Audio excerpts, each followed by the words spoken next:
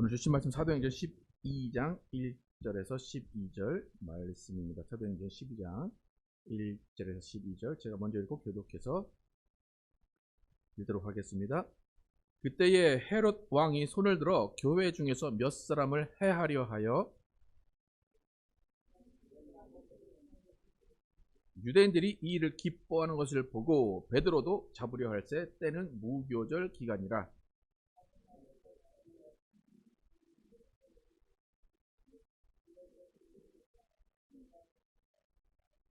이에 베드로는 옥에 갇혔고 교회는 그를 위하여 간절히 하나님께 기도하더라.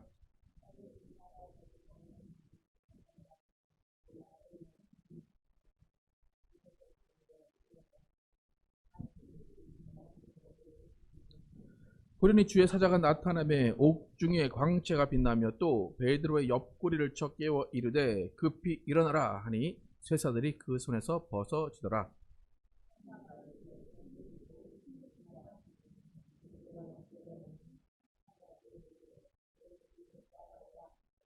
베드로가 나와서 따라갈새 천사가 하는 것이 생시인 줄 알지 못하고 환상을 보는가 하니라.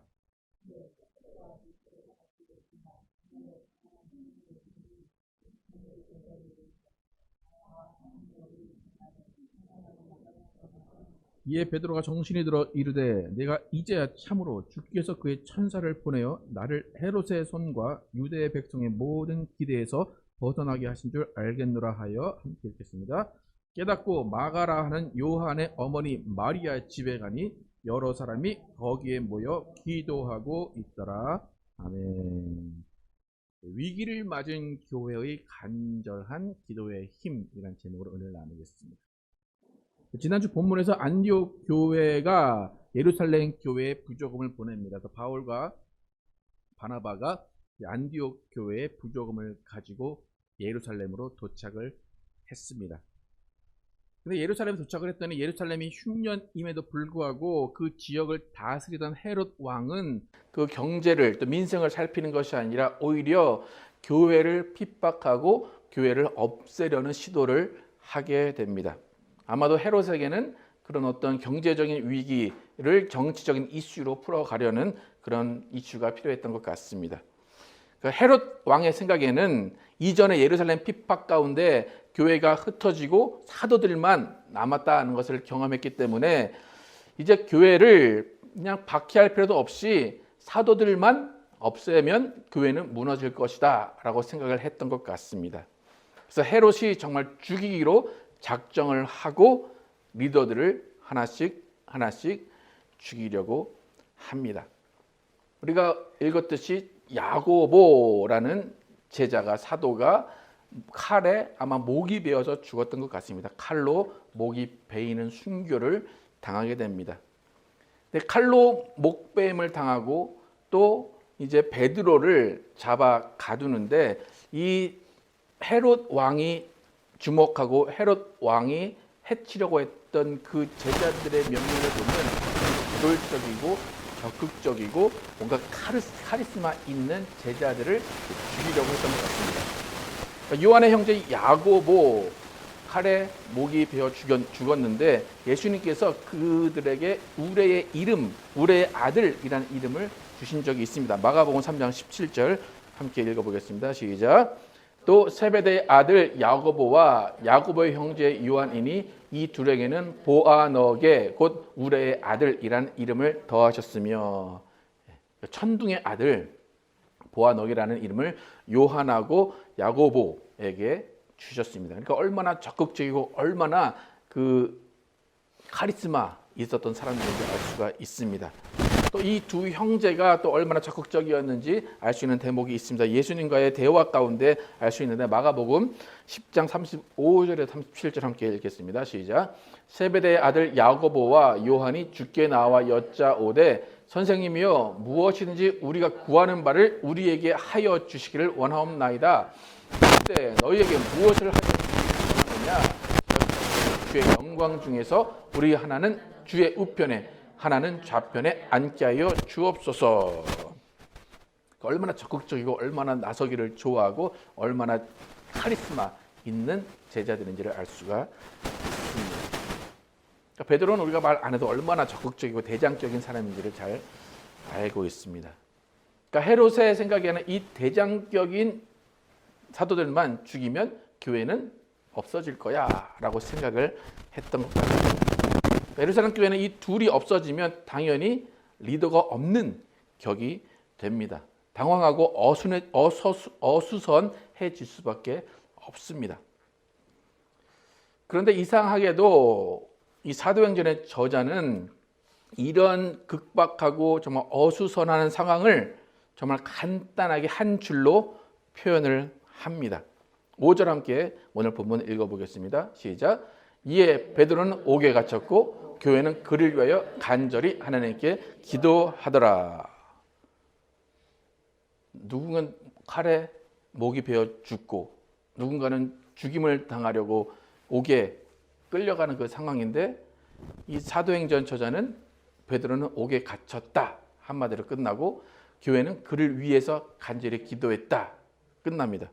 그러니까 뭐 베드로가 호텔 예약해놓고 들어가듯이 옥에 갇혔다 한마디로 끝나고 교회는 그냥 안부 인사하면서 떠나 보내듯이 교회는 그를 위해 간절히 기도했다.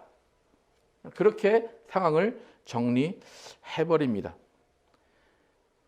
이런 교회, 예루살렘 교회의 반응을 보면서 우리가 지난 몇 주 전에 살펴봤던 교회의 특징 하나가 떠오릅니다. 이전에 우리가 교회 세 가지 특징, 또 하이치 교회 세 가지 특징 여러분 기억나십니까? 균형, 단순성, 유연성. 이 사건을 통해 확실히 드러난 예루살렘 교회의 특징은 뭐냐면 단순해졌다는 겁니다. 베드로가 옥에 갇혔어? 갇힌 거야. 그럼 우리는 뭘 해야 돼? 기도하면 돼. 그냥 너무나 단순하고 간단해졌습니다. 지금 헤롯의 입장에서는 고뇌하고 정말 승부수를 던진 거예요. 어떻게 하면 이 교회를 없앨 수 있을까? 최고의 승부수는 무엇일까? 그래서 2명의 리더들을 죽이기로 작정한 승부수를 띄웠습니다. 그렇다면 교회도 그에 맞는 승부수를 띄어야 돼요. 최고의 승부수를 띄어서 대응하고 대처해야 됩니다. 그렇다면 교회가 선택한 최고의 승부수는 뭐였습니까? 간절히 하나님께 기도하는 것입니다. 너무나 간단한 건 잘 알죠, 그죠? 그래도 말로는 많이 해요. 뭐가 막 힘들어. 그러면 기도하십시오. 기도할게요. 너무나 잘 알고는 있습니다. 근데 막상 어려운 일이 닥치고 고난이 닥치고 위험이 닥치면 말로는 기도한다고 하는데 교회의 모습을 보면 기도합시다 하면서 기도가 아니라 회의를 하기 시작합니다. 이 사람 의견, 저 사람 의견 듣고 누군가 이 문제를 해결해 줄 만한 사람이 누구 있습니까? 라고 찾기 시작합니다. 개인도 마찬가지예요. 개인도 어려운 일이 닥치면 기도 부탁도 하고 나름대로 기도도 합니다. 그런데 예루살렘처럼 간단하게 그를 위해 간절히 기도하더라 기도로 끝나는 것이 아니라 기도 10분 하면 나머지 50분은 여기저기 전화하고 정보 얻으면서 어떻게든 그 상황을 상황을 벗어나려고 상황을 해결해 보려고 하는 것입니다. 그러니까 기도하자라고 하지만 우리의 또 생각 가운데는 기도만 하면 될까? 기도도 해야 되지만 뭔가를 해야지, 나도 뭔가를 해야지라고 생각을 합니다. 그러니까 지금 예루살렘 교회처럼 베드로 옥에 갇혔어. 그 다음에 누군가 베드로를 풀어줄 사람이 있는가 찾아보자. 그게 아니라 베드로 옥에 갇혔어. 우리는 하나님께 간절히 기도하자. 그렇게 단순 명령에 끝나기가 절대로 쉬운 일이 아닙니다. 그러니까 우린 때로는 정말로 기도만 하고 있는 사람 보면 답답해요. 야, 그렇게 기도만 해도 되겠냐 그렇게? 넌 정말 기도만 하냐?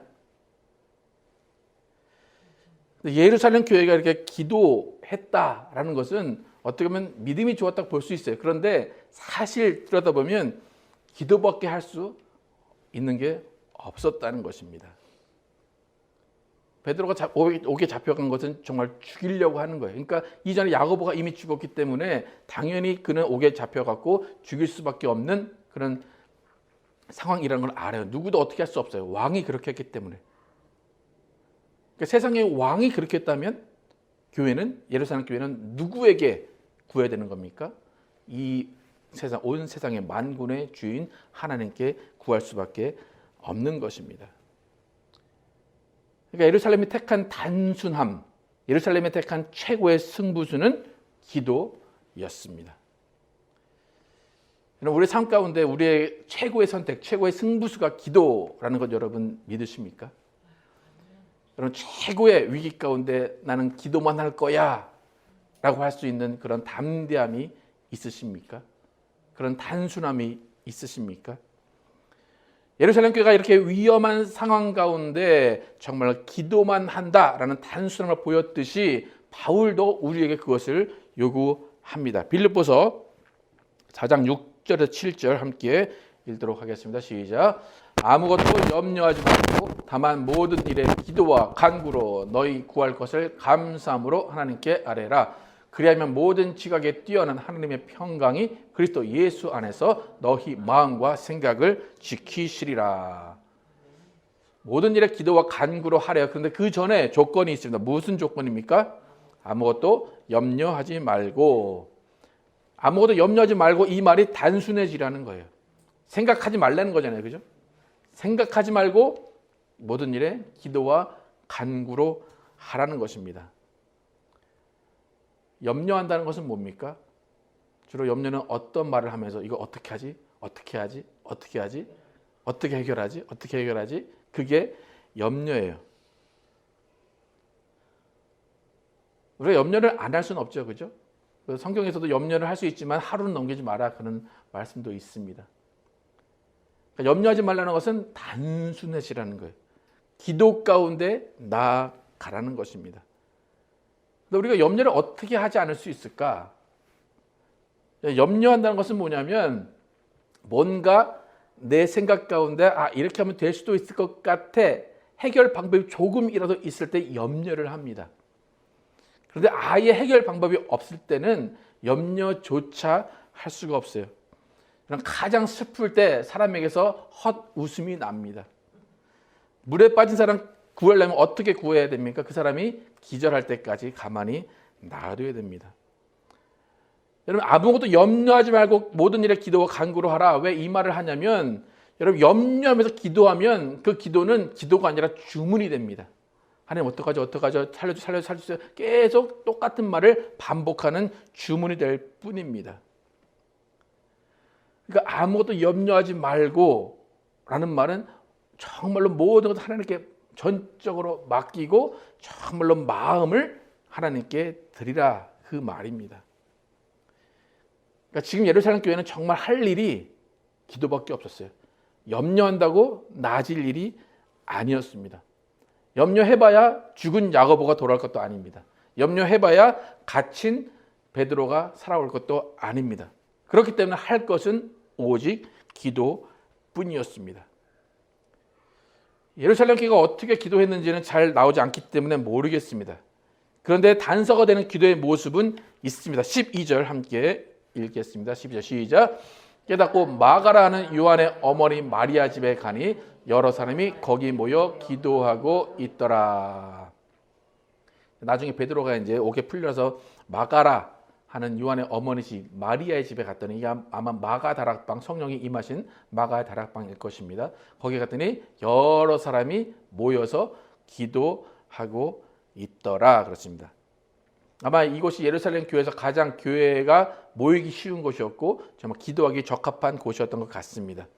120문호가 성령의 임하심을 기다리며 기도했듯이 이들은 함께 모여서 성령 강림을 기대하듯이 베드로의 노임을 또 베드로의 안전을 위하여서 기도하고 있었습니다.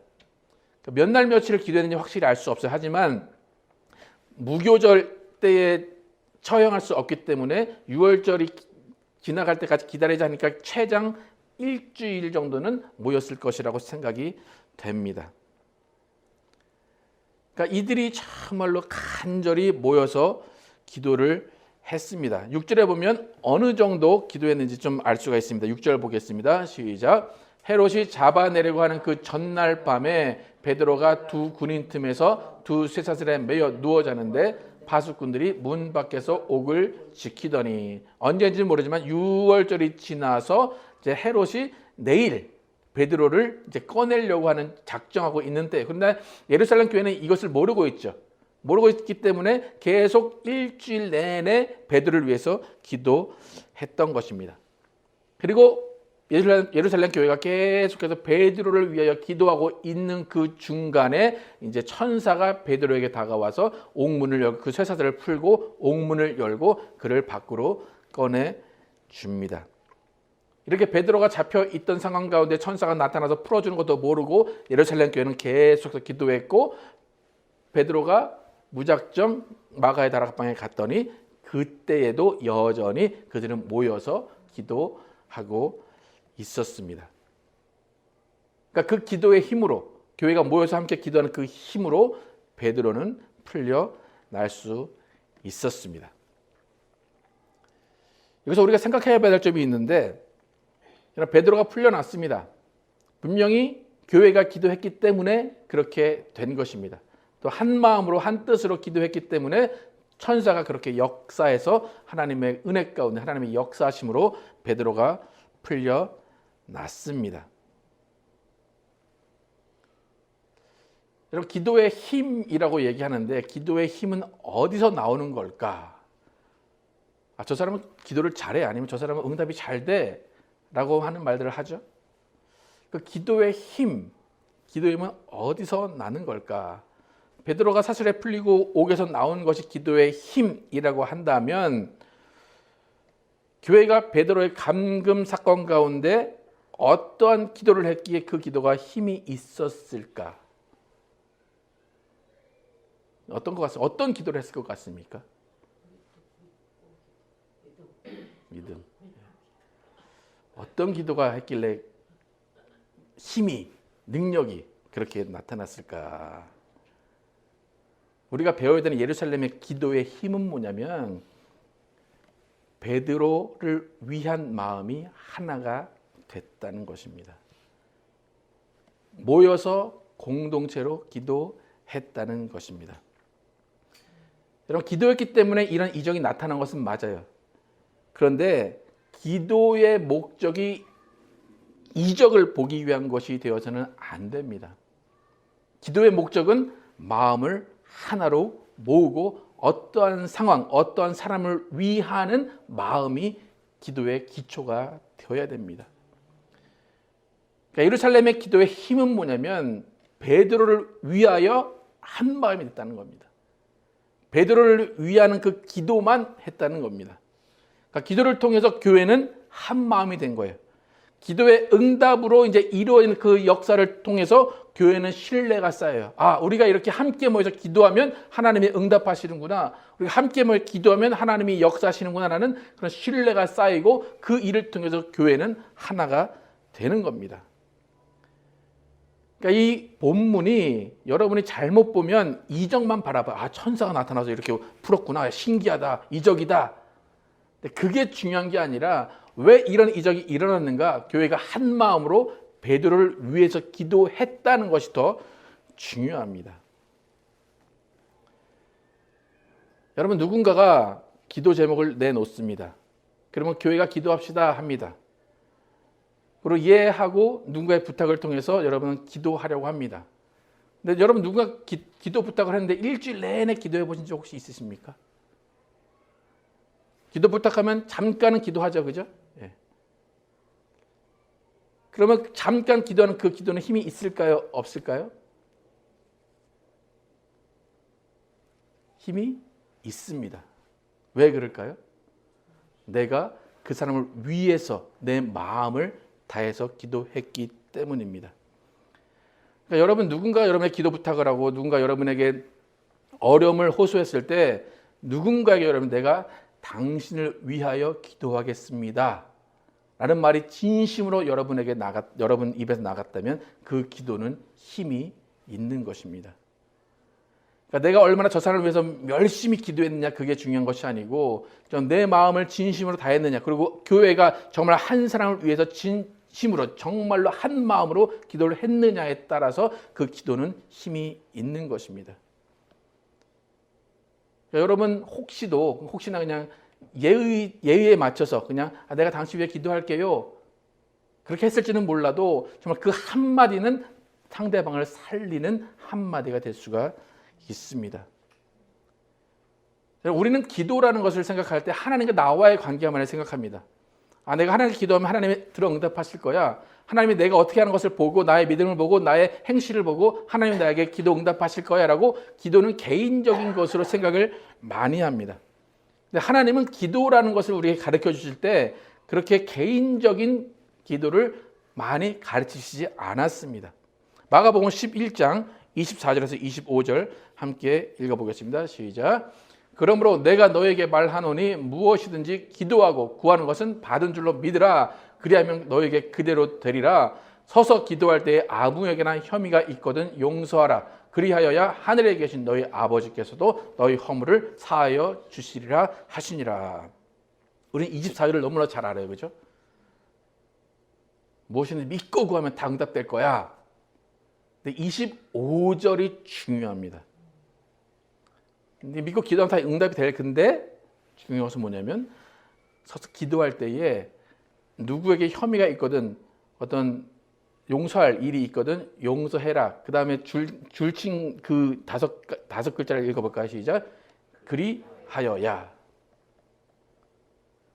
믿음이 아니라 아무에게나 혐의가 있거든 용서해라. 그리하여야 하늘에 계신 너희 아버지께서 너희 허물을 사하여 주시리라.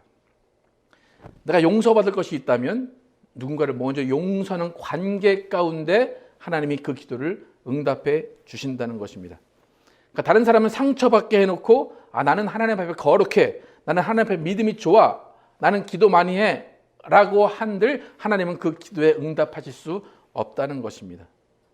그러니까 우리가 흠없는 경건은 뭐라고 합니까? 고아와 과부를 위해 삶을 나눈 것, 그것이 흠없는 경건이라고 합니다. 그러니까 진정한 기도는 뭐냐면 이웃을 배려하고 격려하고 상처 주지 않는 것 자체가 진정한 기도입니다. 남에게는 막 상처 주면서 나는 하나님께 열심히 기도한다? 그것은 기도가 아닙니다. 여러분 예루살렘 교회가 어떻게 기도했다고요? 5절 다시 한번 읽어보겠습니다. 5절 시작. 이에 베드로는 옥에 갇혔고 교회는 그를 위하여 간절히 하나님께 기도하더라. 누구를 위하여? 그를 위하여. 베드로를 위하여 기도했다는 것입니다.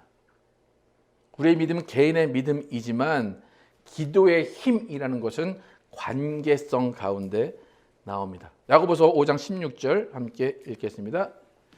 야고보서 5장 16절 시작. 그러므로 너희 죄를 서로 고백하며 병이 낫기를 위하여 서로 기도하라. 의인의 간구는 역사하는 힘이 큼이니라. 우리는 뭐만 알까요? 의인의 간구는 역사하는 힘이 큼이니라. 이 구절, 이 부분만 알아요. 근데 그 의인은 어떤 기도를 하는 의인이에요? 서로 기도하는 의인입니다. 근데 우리는 이 구절을 오해해서 내가 의인이고 내가 죄사함 받았으니까 내가 의인으로 기도하면 간구하면 응답돼, 그렇게 잘못 생각합니다. 그게 아니에요.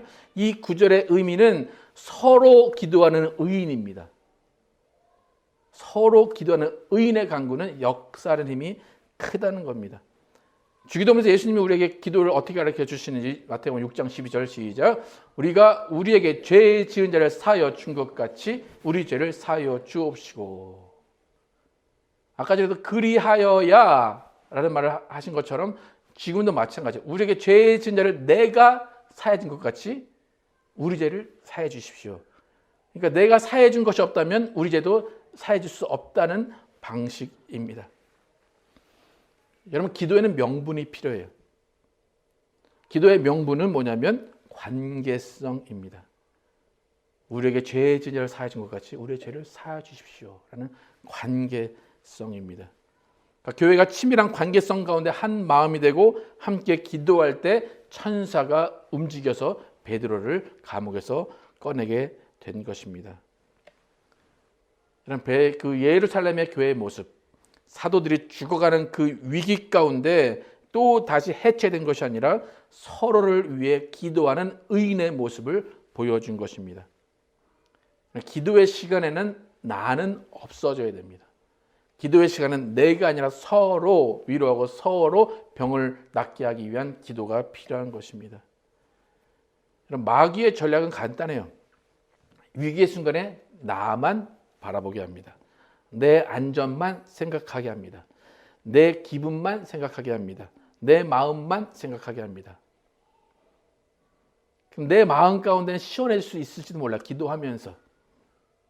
근데 그것은 기도에 힘이 없습니다. 또 기도가 교회가 함께 기도하는 가운데 나만 생각한다면 그 기도는 응답될 수가 없습니다. 여러분, 지금 예루살렘 교회 같이 베드로가 옥에 풀려나도록 그를 위해서 한 마음으로 기도하는 그 기도를 생각하시기 바랍니다. 예루살렘 교회가 뭐 계속 행복했겠습니까? 계속 사이가 좋았겠습니까? 아마 베드로가 잡혀가는 그 전날 싸운 사람도 있을 거예요. 그러다 불구하고 그들은 베드로를 위해서 기도하기 시작했어요. 그러니까 기도하면서 베드로를 위해서 함께 기도하다가 아마 서로 싸웠던 그것이 다 잊혀지게 됐을 것입니다. 또 기도하다 보니까, 함께 기도하다 보니까 성령의 역사심, 성령의 임하심을 더 느끼고 그 가운데 마음이 풀어졌을 것입니다. 병든 사람이 있으면 그 사람을 위해서 기도하는 우리 모든 사람의 합심 기도가 그 병을 낫게 하는 힘이 있는 것입니다. 위기가 기회다라는 말이 있듯이 교회가 기도하는 일이 많아질수록 교회는 하나가 됩니다. 저희 와이프가 저에게 가끔 하는 말이 있어요. 왜 우리 교회는 이렇게 상황이 안 좋으신 분들이 많이 올까요? 왜 이렇게 좀 돈도 많고 정말 이게 다 성공한 사람들 오면 참 좋을 텐데 왜 우리 교회는 상황이 어려운 분들이 많이 올까요? 그렇게 물어봐요. 왜 그럴까요? 뭐 하라고? 기도하라고 그러는 겁니다. 여러분, 교회가 평안하다, 교회가 좋다 하면 그 교회는 어느 순간에 기도의 힘을 잃어버립니다. 우리 교회가 기도할 일이 많다는 것은 축복임을 믿으시기를 축복합니다. 여러분, 기도 제목 있는 것이 좋은 겁니다. 제가 가끔 기도 제목 물어보면 아무도 기도 제목 안 내놓을 때가 많아요. 기도 제목 없어요. 그래요. 그게 축복이 아니라 기도 제목이 있고 함께 기도하는 것이 축복인지를 믿으시기를 축복합니다. 여러분, 사도들의 죽음 앞에서 예루살렘 교회는 단순해졌습니다. 기도했습니다. 그 기도 제목은 또 단순했습니다. 베드로를 위하여입니다. 그 베드로를 위한 기도 가운데 하나가 됐고 그 한 마음으로 드리는 기도 가운데 베드로가 옥에서 풀려나는 역사를 봤습니다. 우리 교회도 이렇게 예루살렘 교회처럼 어려움을 이기는 기도 가운데, 누구를 위하여 기도하는 기도 가운데 하나님의 역사하심을 볼 줄로 믿습니다. 여러분, 우리 교회가 지금 이제 가장 기도하는 기도 제목 중에 큰 기도 제목은 건축을 위하여 그렇잖아요. 그죠? 근데 건축을 위하여 한 마음으로 기도하다가도 많은 교회들이 갈라지고 찢어지고 싸우게 됩니다. 근데 우리는 건축을 위해서 기도하면서도 한 분도 헌금 때문에 교회를 떠나신 분도 없고 뭐 구조가 어떻게 됐다 그것 때문에 떠나시는 분들도 없습니다. 그러니까 기도라는 것은 뭐냐면 나를 조금씩 내려놓는 거예요. 나를 비우는 것이 기도입니다. 여러분, 우리는 죽을 때까지 예수님만 바라보고 십자가로 살아가는 크리스찬임을 기억하시기 바랍니다. 크리스찬은 예수의 몸을 이루는 사람들입니다. 나의 몸이 아니라 예수의 몸을 이루는 것입니다. 예수의 몸도 기도를 통해서 이루어집니다. 여러분, 교회는 기도로 하나 되는 것임을 기억하시고 하나님께 기도하기 전에 교우와의 관계를 생각하시고 이웃과의 관계를 생각하시고 가족과의 관계를 살펴봄으로써 그 우리의 관계성 가운데 하나님이 우리의 기도를 들으시고 천사를 움직이시는 기도의 응답으로 인해서 하이츠 교회가 하나님께 영광 돌리고 찬송을 돌리는 교회가 되기를 예수의 이름으로 축복합니다. 함께 찬양하시겠습니다. 우리 함께 기도에 찬양하시겠습니다.